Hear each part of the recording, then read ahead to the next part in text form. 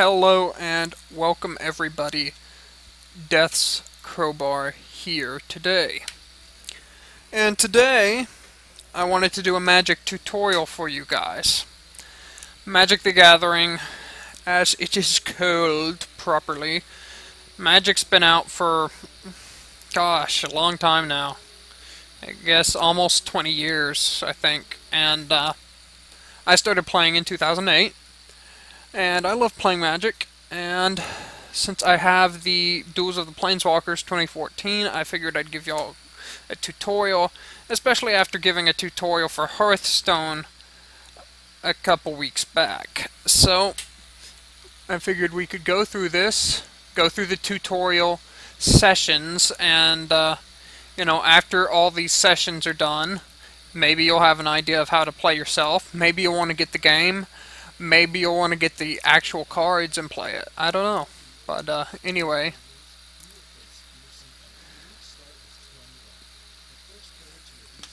We'll go through this. Alright.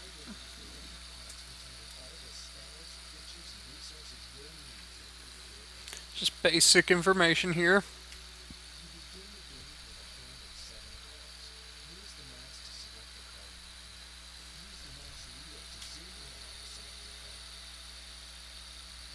Pretty simple. This is actually not the best hand.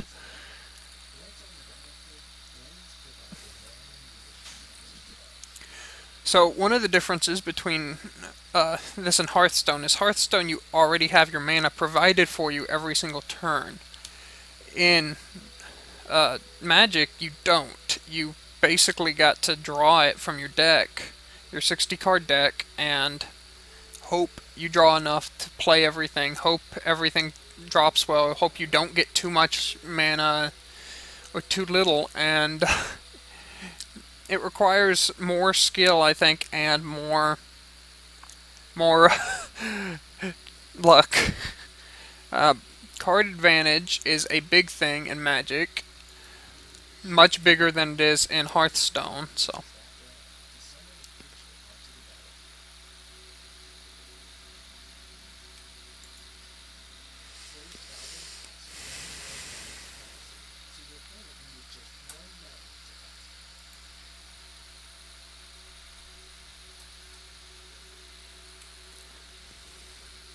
And you can have spells which interrupt other spells while they're happening, or affect cards after they happen, and things like that, so.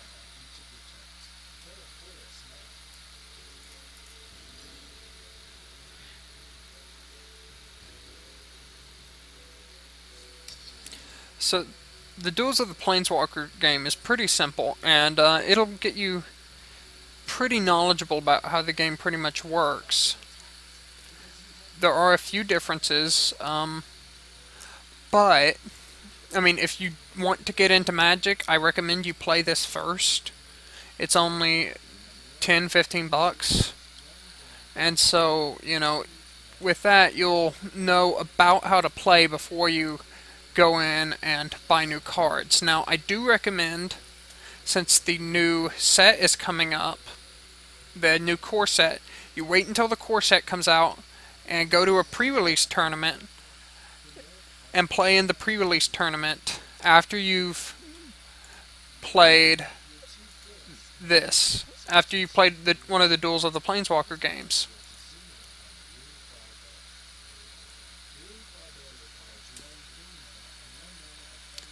See, that shows you where your mana is that it requires. It's casting. Resolved. Like I said, mana tapped. It's not spent to the same way that it is in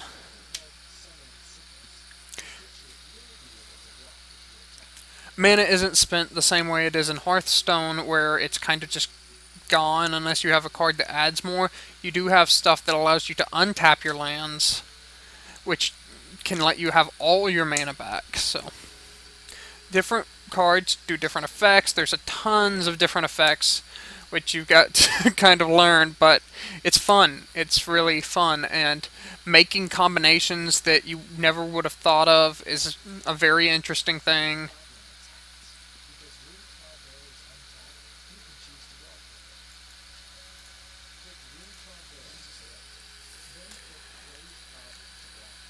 And unlike on Hearthstone, in Magic, your characters, they don't lose any attack or defense when attacking unless a specific creature says that's what happens. So it temporarily loses one life, but as soon as the turn is over, it returns all that life.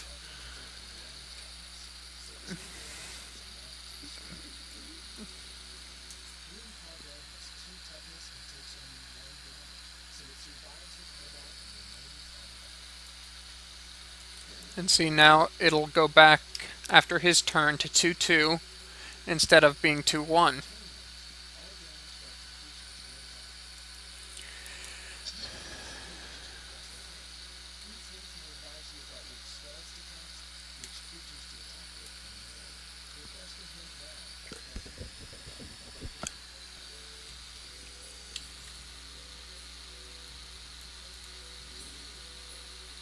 So now we are going to play our 3-3 Centaur.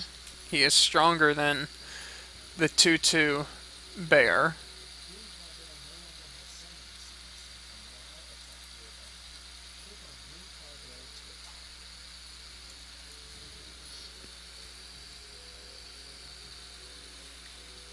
See, and your enemies have 20 life versus the 30 that is in Hearthstone. But you can't attack someone directly. They can block. They can choose to block with their creatures. So that's where things get different. There's a lot of differences and a lot of similarities between this and Hearthstone, but if you work things out well, you'll be able to play really well.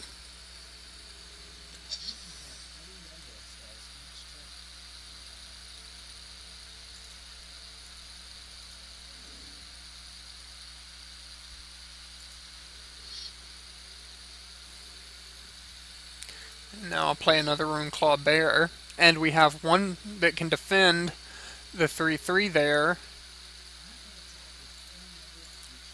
even if he blocks. My other one will be able to defend the 3-3 next turn, and likely he's going to block the 3-3. Okay, never mind. It's not uncommon to block the creature with the higher damage just to prevent that damage from being taken, especially since it would have taken that guy out.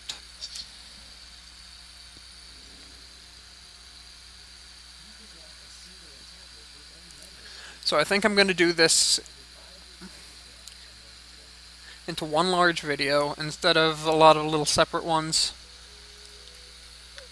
So we're going to block him there, and then since we don't need to double block, you can double block in Magic or triple block. You can block with pretty much any amount of creatures you want to, which is nice. So if you have a 5-5 there and you have a 2 to defend against, and there's just a 2-2 and a 3-3, they will defeat the 5-5, but they'll both die. So now we're going to do 5 damage to him, which gets taken directly away from his life, which, as you can see, is right there. This is his library of cards he's got, the number he's got, the number of cards in his hand, and the number in his graveyard. Same over here for me. Alright, so now he's played a Bonebreaker Giant. Interesting. Alright, so now we can play our Alpha Tyrannix that we just drew, which is much stronger than the Bonebreaker Giant. And we're not going to attack unless it forces us to. Alright, good.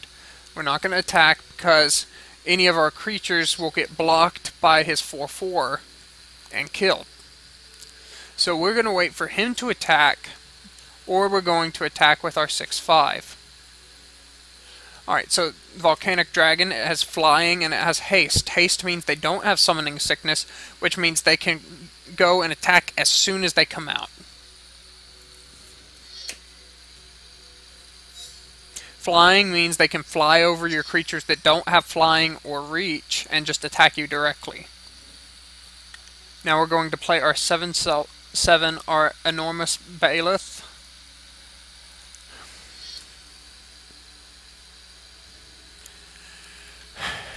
And then, since we don't have any creatures with reach, we're just going to attack with our Alpha Tyrannex, because we don't want any of our creatures to be destroyed right now. And see, they're double blocking that, so they'll both take 6 damage, his creatures. And I'll take 4 damage from each of those on mine. Or at least that's how it should work. Maybe not. I thought that's how it used to work, but maybe they've changed it. Anyway, so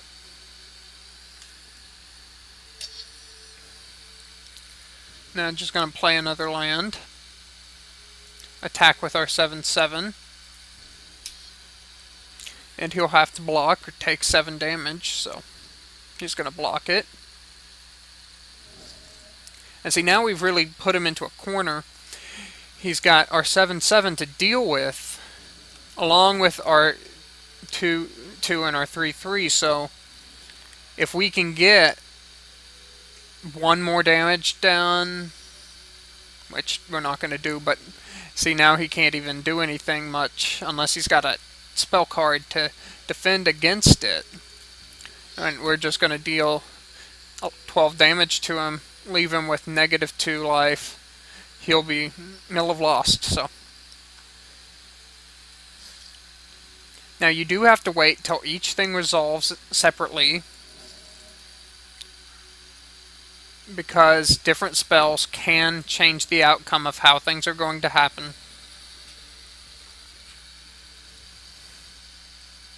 He could have played, say, a spell that negates all the damage done this turn, or something of that sort. Alright, so now we've got our hand again. Play 1 card. This is an okay hand.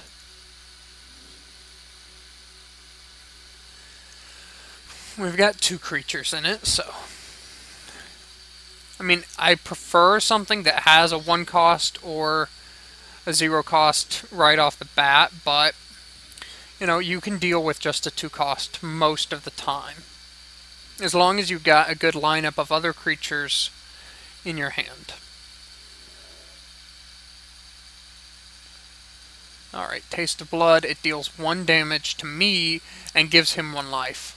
And your life can go basically to an infinite amount.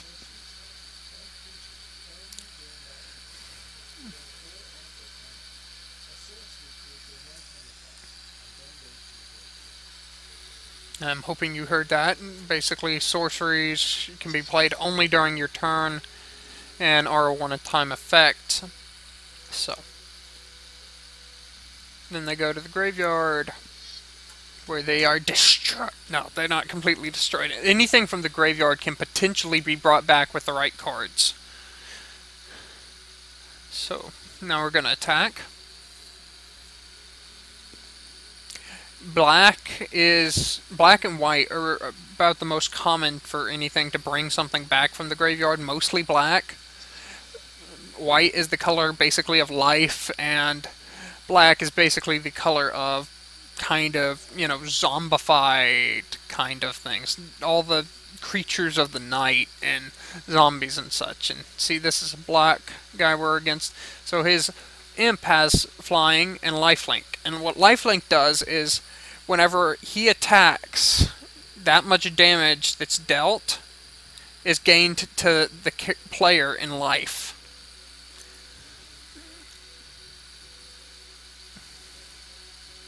And here it says creatures without flying can't be blocked except by creatures with flying reach, which I mentioned earlier.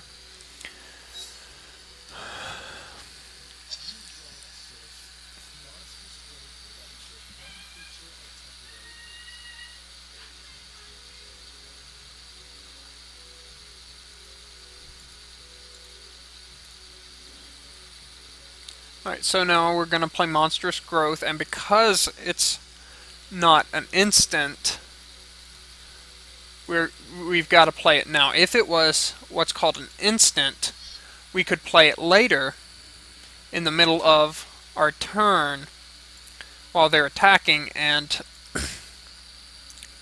boost it to prevent him from blocking the 6/6. Obviously he's not blocking it, which means he's taking 8 damage.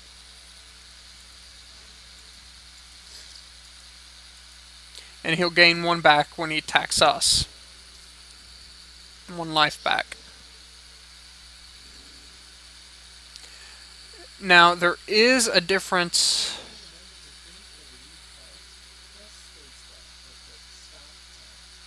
There is a slight difference between damage and life, so you'll have to know that with certain cards, but I don't think there's going to be any that are that confusing in here.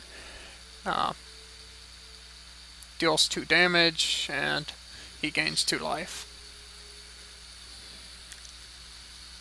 So now he's at 14.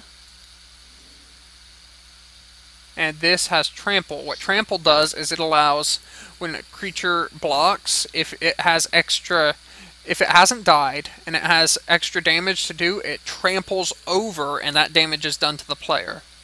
So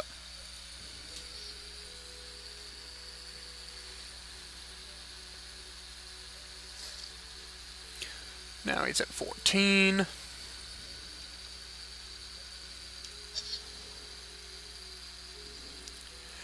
Now, when you play with other people, usually there's not going to be a timer on everything. You'll have some time to go it slow, especially if you do casual play, which I do recommend you do some of. And if you go to a tournament or something, as long as it's not a huge tournament, usually you're allowed something of free time. You can go it quickly if you want, but it's better to think about things normally. So now I've got Bountiful Harvest, which is a nice card to play, but I'm going to play my Alpha Tyramex because right now I would rather have him out. Now I'm going to skip attacking actually, because I don't want him to block my 4/2.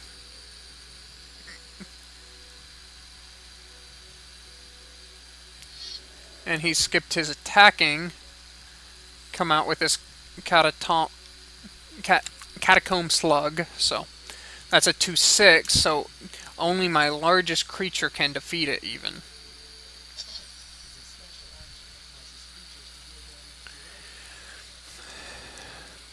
Alright.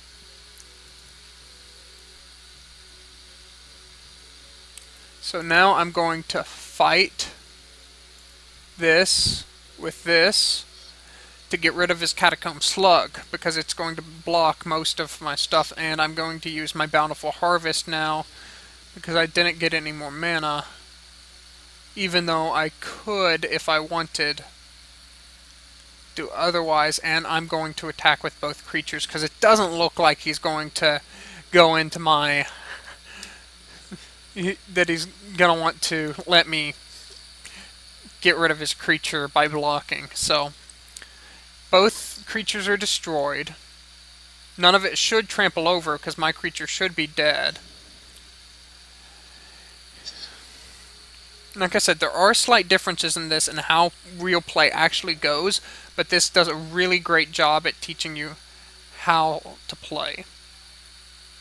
Alright, so when Fargob Bone Flinger enters the battlefield, target creature gets -2/-2 until end of turn. The smartest thing to do would be to place that on my bear, because it will kill him. Anything with 0/0 is dead. Unless it's an artifact and just an artifact works just as a normal artifact because that has different rules. Artifacts work differently. They're item-based versus creature-based unless it's an artifact creature. Alright, so now we're going to do fight again. Force it upon him. We're going to attack.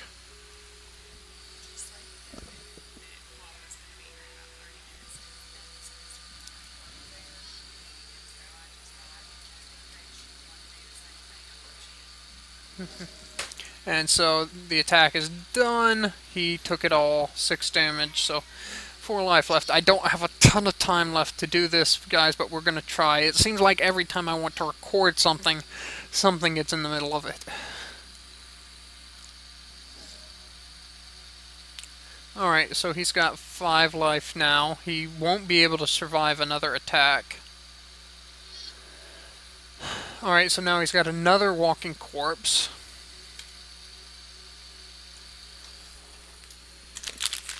Which gives him 1 more turn.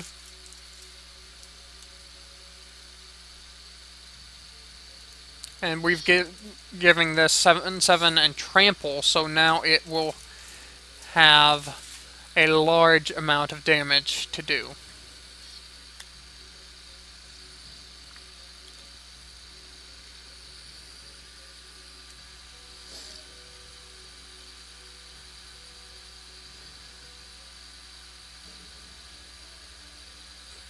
Alright, so I figure I'm going to stop here, guys, because I've got some other stuff to do. I'll see you guys later in a bit, but for now, I can't really keep going. Anyway, thank you guys for watching. Please like, comment, favorite, share, and subscribe. I'll make sure to leave a link to the next video when I got it out, which should be right after this one comes out. I should record the rest of this tonight, but for now I can't right this second. So please like, comment, favorite, share, and subscribe. Please tweet it out or whatever you can do. Anything helps, and don't forget to follow me on Twitter, follow me on Facebook and everything. I will have links in the description below to all of that, because I will have some giveaways soon, and on the 31st, I'm giving away a skin for Infinite Crisis, as it's my birthday. I might put my Amazon wish list here if any of you want to get me something for my birthday. I don't know. And then also, as soon as I reach 100 followers on Twitter, I'm giving away a game. Free game. So, yeah. So thank you for watching, guys. We are going to be...